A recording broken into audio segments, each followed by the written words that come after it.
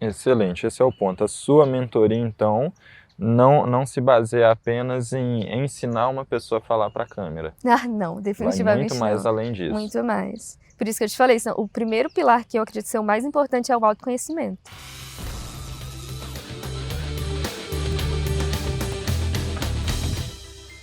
Bom, pessoal, a convidada de hoje ela é professora e ela é engenheira. Então, Camila, eu quero que você fale para quem está assistindo a gente, quem é você profissionalmente falando? Bom, primeiro eu queria agradecer, Matheus, pelo convite, muito obrigada. Meu nome é Camila, tenho 29 anos, sou formada em engenharia, me formei em 2016 pela UFMG. E no meio da graduação eu já comecei a dar aulas de matemática, precisava de grana, então comecei a dar aulas e comecei a me apaixonar pela educação. Quando eu saí da universidade, eu tentei alguns processos para entrar em algumas empresas, mas eu decidi, não, eu quero ser professora mesmo. Fui para outro estado, fui para Campo Grande dar aulas de matemática a partir de um programa chamado Ensina Brasil. Fiquei em Campo Grande 1 ano. Quando eu voltei para Belo Horizonte, eu voltei por uma situação que eu passei lá muito ruim, um problema que eu tive lá, voltei para Belo Horizonte e aí eu estava sem nada, não tinha o que fazer, era muito difícil voltar para o mercado da engenharia e eu não queria voltar para o mercado da engenharia. Então eu falei, cara, o que eu vou fazer agora? E aí uma amiga me convidou para trabalhar numa unidade de semi-liberdade com adolescentes em recuperação criminal. Então assim, foi um desenvolvimento muito grande para mim, principalmente um desenvolvimento pessoal, porque eu venho de escola pública, então eu acreditava que eu sabia muito da vida. E foi ali que eu comecei a entender que não, eu não sabia muito da vida. Eu comecei a conhecer a realidade dos adolescentes, a entender um pouquinho de onde eles vinham. E aquilo ali era para ser só como que a gente fala? Era só um momento, era momentâneo, eu ia ficar ali por um curto período até eu encontrar um emprego na engenharia, que eu estava ali meio sem saber o que fazer. Eu costumo falar que eu estava num limbo ali, meio que num barquinho velejando no mar sem saber o que fazer.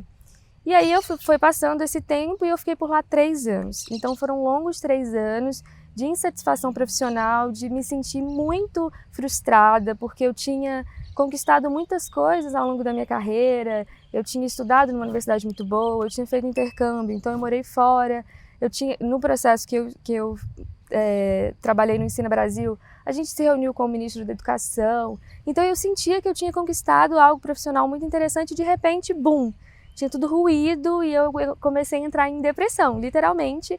Em 2019 eu me vi dentro de uma depressão, eu não sabia para onde correr. E aí eu conheci o mercado digital. Continuava atuando como professora e conheci o mercado digital e eu falei, cara, que legal. E eu sempre gostei de aparecer, sempre gostei de gravar vídeo, sempre gostei de falar muito. E aí eu falei, cara, eu vou criar um Instagram e começar esse trabalho. E aí eu comecei como professora de matemática, abri um Instagram como professora de matemática, tinha muita vergonha, e de repente eu estava colocando uma peruca, estava colocando uma almofada na bunda e fazendo dancinha na internet. Estava ali toda livre, toda espontânea, e aquilo cresceu, foi muito bom para mim, eu consegui muitos alunos como professora de matemática, mas eu ainda não estava satisfeita, não era aquilo que eu queria fazer. Eu amo educação, eu acredito muito na escola, eu acredito muito na educação, mas eu tenho muitos problemas com a escola. Então eu falei, cara, eu preciso de alguma coisa que realmente me deixe muito feliz com aquilo que eu estou fazendo e vendo realmente a mudança na vida das pessoas. E eu falei, cara, eu vou criar um novo Instagram para trabalhar com comunicação e criatividade para empoderamento feminino. Então eu trabalho só com mulheres, hoje eu sou mentora de mulheres, eu ajudo mulheres que morrem de vergonha de fazer isso aqui que a gente está fazendo agora, de falar em público, de gravar, de fazer uma live, mas tem um conhecimento para entregar. Então eu ajudo essas mulheres. Hoje eu tenho um curso que chama Escola de Comunicação Criativa, na verdade é uma mentoria, onde eu trabalho com essas mulheres. A gente trabalha 3 grandes pilares: autoconhecimento, comunicação e criatividade. Elas estão se desenvolvendo muito bem e assim, tem sido uma experiência ótima para mim. Vamos um pouquinho por partes aqui. A engenharia. O que te levou a escolher engenharia, especificamente engenharia de produção? Tá, como eu falei, eu venho de uma família pobre, né? Uhum. E aí a gente tem muita coisa de status, né? A gente tem as 3 grandes profissões: médico, advogado e engenheiro. E todo mundo quer ser um dos 3. E eu sempre amei matemática, sempre gostei muito. Eu falei, cara, e eu estudei no Cefet. Então a ideia inicial era fazer engenharia elétrica, eu fiz eletrônica no Cefet. Depois eu falei, não, elétrica eu não quero ser engenheiro eletricista. Então eu vou fazer produção, porque era um pouco mais gerencial. E aí eu fui para engenharia de produção. Eu amo a engenharia de produção, queria deixar isso claro, gosto muito da engenharia de produção, mas realmente o que um engenheiro de produção faz não é o que eu queria fazer, eu não queria atuar dentro das empresas fazendo aquilo. Só uma pausa, você foi descobrir o que realmente faz só quando você já estava atuando ou foi durante a faculdade, durante o curso? Na realidade foi quando eu fiz um trabalho na graduação, que eu fui numa empresa e conversei com um engenheiro de produção.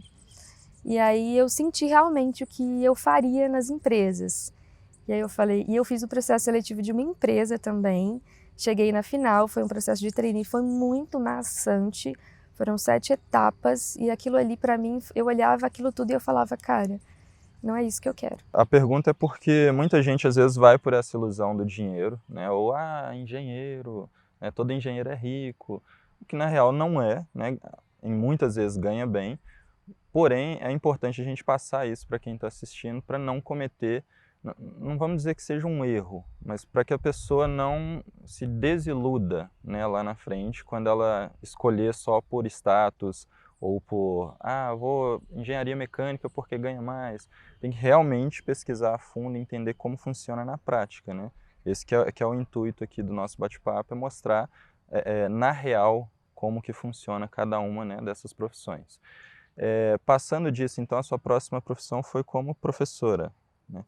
E foi muito assim, por acaso mesmo que você caiu nessa área de lecionar? Não foi por acaso. Eu comecei, na engenharia eu comecei trabalhando como professora particular.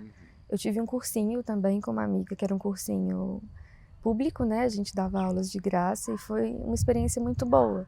Então essa coisa do já gostar de falar, eu comecei a descobrir quando eu estava trabalhando como professora. E eu amo ensinar, ver o aluno se desenvolver é brilhante. Então foi meio que por paixão. Eu costumo dizer que eu sou engenheira por formação e professora por amor, porque eu sempre gostei de ensinar. Aí, durante esse período que você trabalhou como professora, teve algum acontecimento marcante? Teve algo assim que né, falou, é isso aqui que eu quero para mim? Algo que destaque mesmo, assim, durante esse período?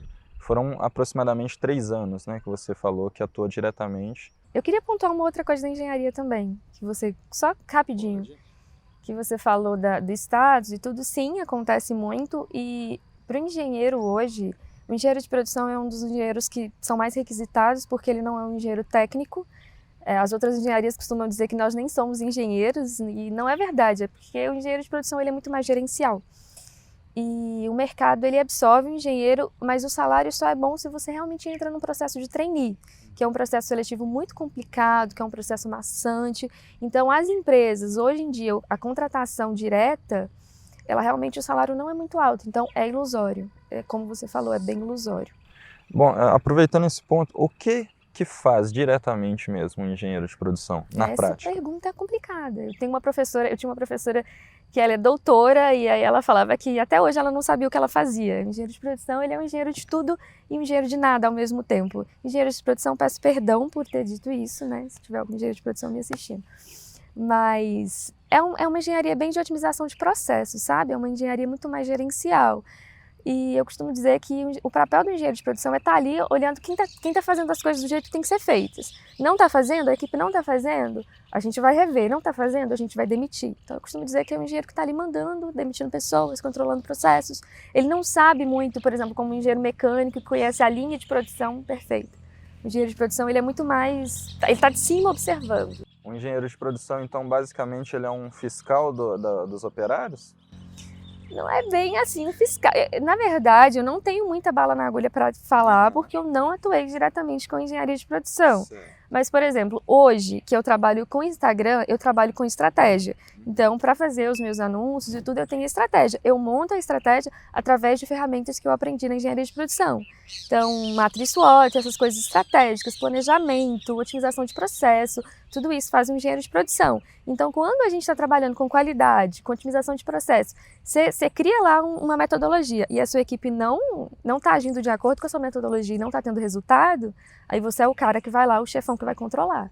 Então, nesse ponto, sim. Não, nesse sentido ficou um pouco mais claro, né? Eu participei de um programa chamado Ensina Brasil. É uma rede, na verdade, que junta jovens formados em diversas áreas e coloca a gente para atuar em escolas públicas em periferias do Brasil. E faz parte de uma rede grande que chama Teach for All, que é americana, já existe há 40 anos e foi o primeiro ano de atuação aqui no Brasil. E eu fui para Campo Grande atuar como professora de matemática. Eu nunca tinha entrado numa sala de aula grande assim. Eu trabalhava mais em aula particular e no cursinho, mas tinham 10 alunos. De repente, eu me vi numa sala de 40 alunos do sexto ano. E, gente, sexto ano tá aí uma experiência que todo mundo deveria ter na vida, dar aula para o sexto ano. No meu primeiro dia, eu saí da sala, daí uma amiga minha estava entrando, eu falei para ela, não entra ali, eles são dementadores, eles vão sugar a sua alegria. E é basicamente isso. Eles têm praticamente quantos anos, assim? 12, 13 ali, o sexto ano. Nesse caso, na sua experiência, houve alguma ocorrência de violência? Não. Os meninos, então, eram mais arteiros? Sim, assim, eu dei aula do sexto ao terceiro ano do ensino médio. O estopim para eu ter largado a escola não foi uma situação de violência, mas foi uma situação de... a palavra ingratidão por parte de um aluno foi uma ingratidão muito grande. Mas, no geral, eu amava muito os meninos, era uma relação muito boa que a gente tem até hoje, ainda os tenho no Facebook, amo os meninos, amo o sexto ano, mas é muito difícil. Professor, gente, sério, amem os professores, porque gente, engenheiro, por favor, o que é um engenheiro perto de um professor? O professor sofre muito, é muito maçante, porque você está tentando entregar um conhecimento e você tem que implorar para o aluno olhar para você.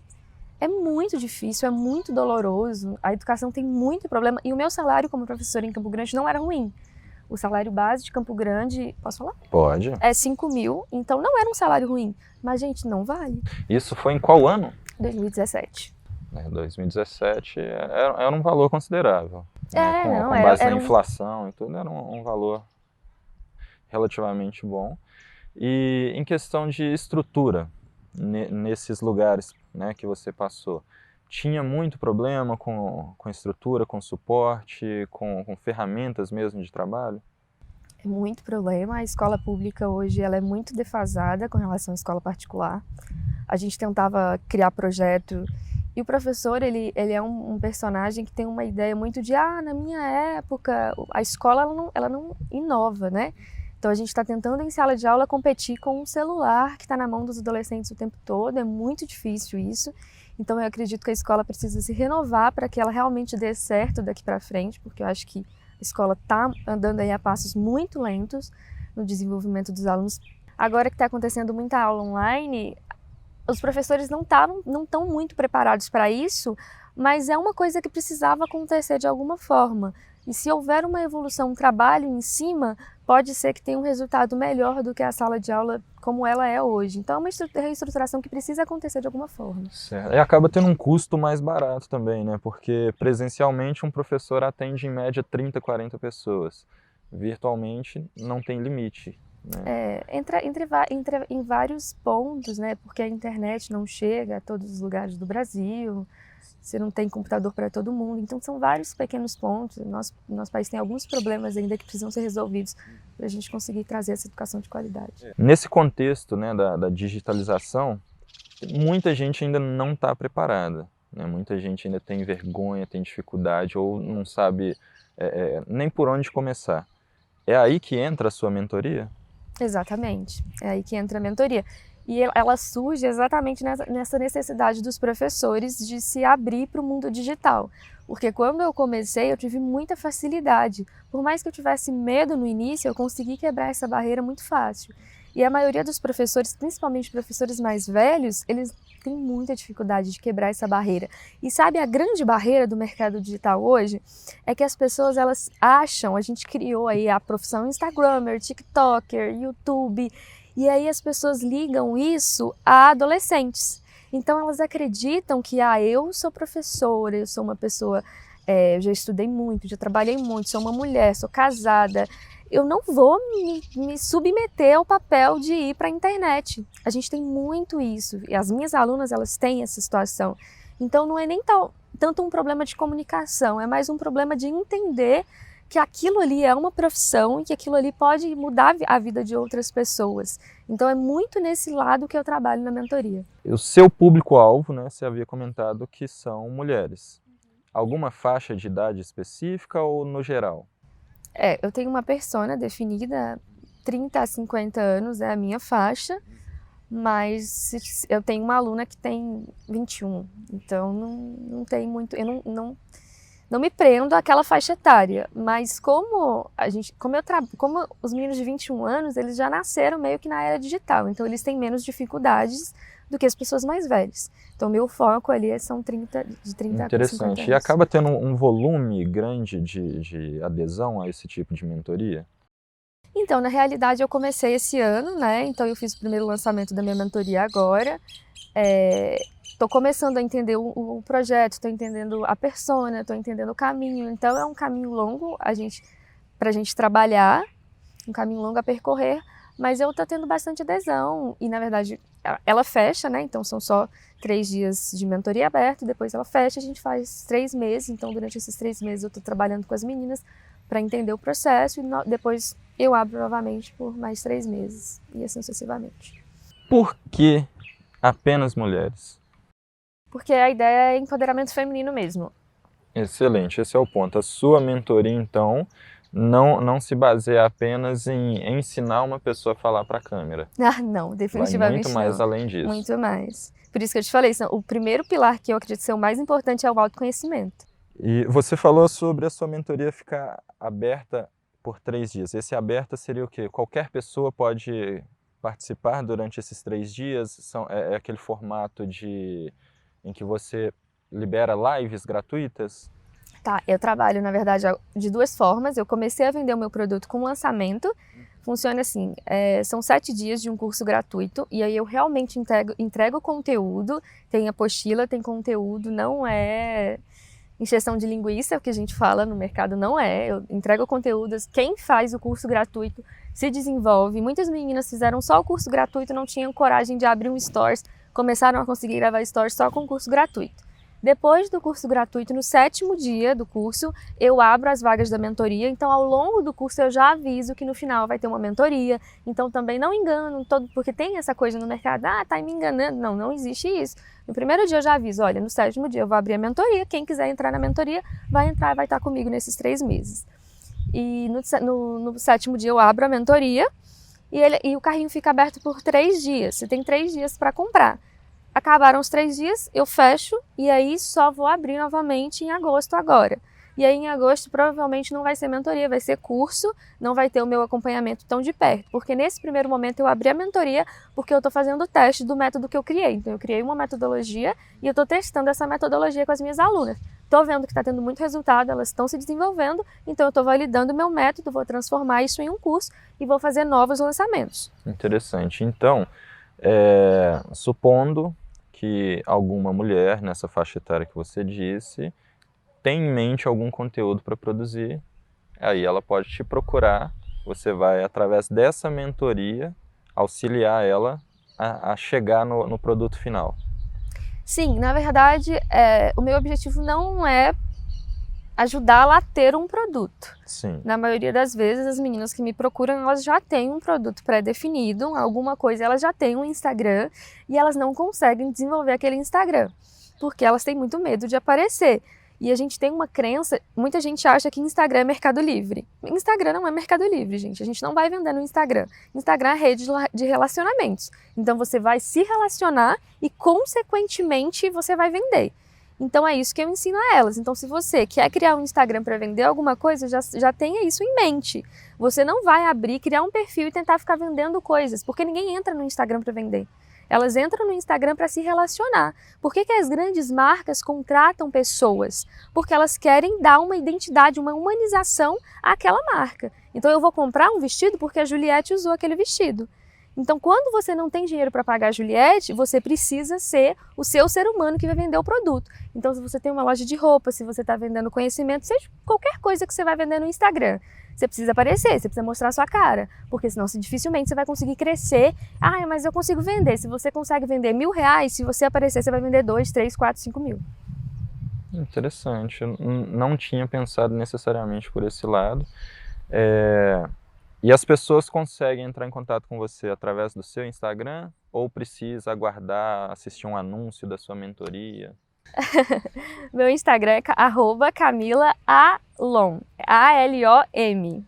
A gente vai colocar na tela também para poder Beleza. ficar mais fácil. Beleza. E aí eu faço, na verdade, toda semana tem aula gratuita, tem aula ao vivo. Toda quinta-feira são as aulas ao vivo que eu faço sozinha, toda quinta tem um tema. E tem aulas que eu faço em grupo também, com outras pessoas que eu trago para o meu perfil, pessoas que trabalham no marketing digital, com criatividade, comunicação. Então sempre tem aula.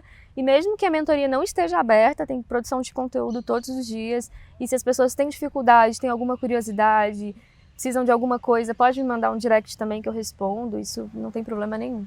Ótimo. Então é interessante para qualquer mulher que tem interesse, né, em trabalhar com ou um infoproduto ou com a internet mesmo, te acompanhar no seu Instagram.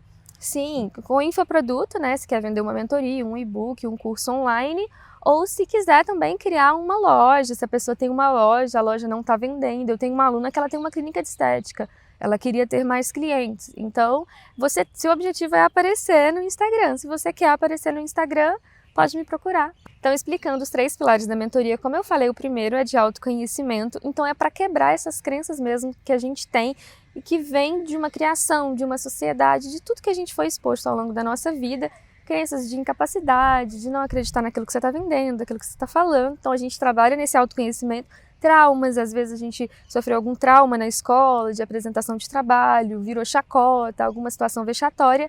A gente trabalha com isso no início e eu tenho a ajuda de uma psicóloga, ela me ajuda, ela dá uma aula para as meninas sobre ansiedade, a gente trabalha todo esse início e a gente trabalha também com o medo de falar em público, né? Não é só em frente às câmeras, o medo de falar em público, a oratória, então a gente tem essa parte inicial do autoconhecimento.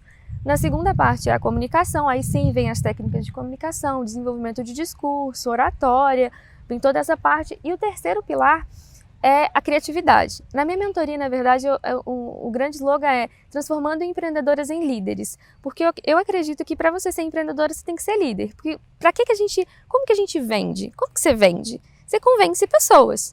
Você vai convencer uma pessoa a comprar o seu produto. Se você não convencê-la, ela não vai comprar. Como que você convence uma pessoa a comprar o seu produto? Você precisa acessar o inconsciente dela, você precisa acessar as emoções dela. Como que você faz isso? Através da comunicação. Então você vai se comunicar com ela. Beleza, então um grande líder ele precisa ser um bom comunicador. E a segunda coisa, ele precisa ter criatividade. Por quê? Para ele acessar o inconsciente da pessoa, ele tem que usar mecanismos e ferramentas de persuasão para conseguir atingi-lo. E, gente, mais uma vez, isso não significa que você vai chegar, vai ter um produto ruim e agora eu vou enganar as pessoas e vou vender o meu produto a todo custo. Tem gente que consegue. A gente consegue fazer isso com técnicas de persuasão facilmente. Só que isso não é ético. Então, quando você tiver um produto e quiser vender alguma coisa, você precisa ter certeza da qualidade do seu produto. Seu produto tem que ter qualidade. Ele principalmente tem que gerar transformação. Para você saber, se o meu produto é bom? Sim. Quando? Quando ele gera transformação, quando alguém está feliz com isso. E isso não precisa ser só de conhecimento. Por exemplo, a minha prima Thalita, ela trabalha como manicure. Qual que é a transformação que ela gera? Ela gera uma transformação seguinte: eu tô feia, me sinto feia. Tô com as unhas feias. De repente, eu fiz as unhas. Poxa, eu tô me sentindo maravilhosa, tô me sentindo bonita. Então é uma transformação de autoestima, isso gerou transformação na pessoa. Então a transformação ela acontece de diversas formas diferentes. A gente não precisa se prender ali a uma coisa muito... Ai, vou me sentir uma pessoa nova, renovada. Não, são coisas pequenas do dia a dia. Vendo roupa, mexo com o cabelo, qualquer coisa. Isso gera transformação. É algo assim, uma vez aí ao longo da minha formação, eu tive um trabalho em que o entrevistado, né, em questão, ele estava ensinando a produzir cachorro-quente. Só que era um cachorro-quente que ele tinha uma salsicha, um pouquinho de queijo e um molho. E normalmente a gente compra aí, né, um exemplo atual seria, você pagaria entre 5 a 10 reais em um cachorro-quente com vários condimentos. No dele tinha entre 2 a 3 e ele, ao invés de cobrar 5 a 10 reais, ele cobrava entre 50, 100, até mais de 150 reais em um cachorro-quente sem acompanhamento. E ele me explicou que ele não vende o lanche apenas, ele vende uma história, ele vende uma experiência, ele vende prazer, né, em consumir aquilo. Então isso agrega muito valor, né, no conteúdo. Isso é muito interessante, porque tem muita gente que não tem esse start, né, pensa só em vender. Outras, né, que nem você falou, que pensam apenas em enganar, em ter volume de lucro com um produto que não tem qualidade, né? Então isso é muito interessante, faz uma diferença muito além de ensinar as pessoas, de dar qualidade também para o mercado, né? Com certeza, e o mercado digital hoje, ele tem muito disso. Tem muita gente que tenta vender o conhecimento por conhecimento, e uma coisa que não está se importando com a geração de valor, está se importando só com a escala e com o tanto de dinheiro que você vai ganhar. Porque quando a gente entra no mercado digital, a gente ouve o grande 6 em 7, né? Eu vou fazer 6 dígitos, significa 100 mil em 7 dias. Então todo mundo entra no mercado com essa ideia ilusória e acaba criando um produto qualquer com o único intuito de ganhar dinheiro, e não é esse o objetivo. Não é, eu acredito que não seja. Uhum. E você já testou essa fórmula? Que é uma fórmula que é muito divulgada, né? Os destaques, né, do marketing digital sempre vêm com essa promessa de alta rentabilidade em pouco tempo. Você já chegou a testar na prática mesmo esse tipo de fórmula? Não, eu acredito veementemente no 6 em 7, inclusive tem uma pulseira 6 em 7 aqui, ó.